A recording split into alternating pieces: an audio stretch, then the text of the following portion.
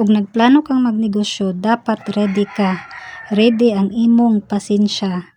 Kay naa ra bay uban nga customer, utangan ka ug dili gyud na malikayan. Unya pagkahuman nga utangan ka, likay-likayan na dayon ka. Di na dayon makaila sa imuha. So dapat ug magnegosyo ka, ready gyud ka anang butanga. Unya dapat ready ka sa kakapoy.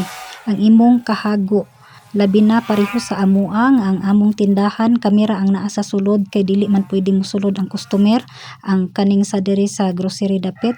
So dapat ang imong mga tiil ready gyud sa lakaw-lakaw, no? Kay kami pa ang motimbang sa bugas, kami ang motimbang sa feeds, so kami mokuha sa mga items. So kinahanglan gyud nga ready ang imong kusog ug dapat pasensyoso gyud ka kay naa ra ba gyud uban nga customer reklamador.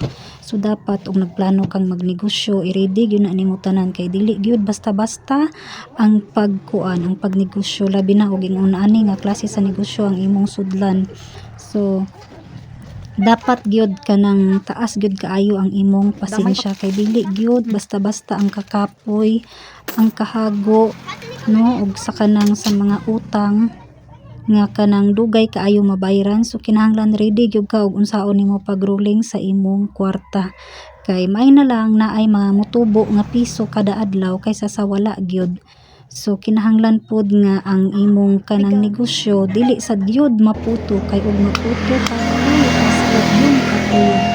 So dili gyud basta-basta. So maura na ang akong ika-share sa akong video nga sa mga tanan nga mga tawo nga gustong magnegosyo. So kana lang, salamat sa pagtan-aw.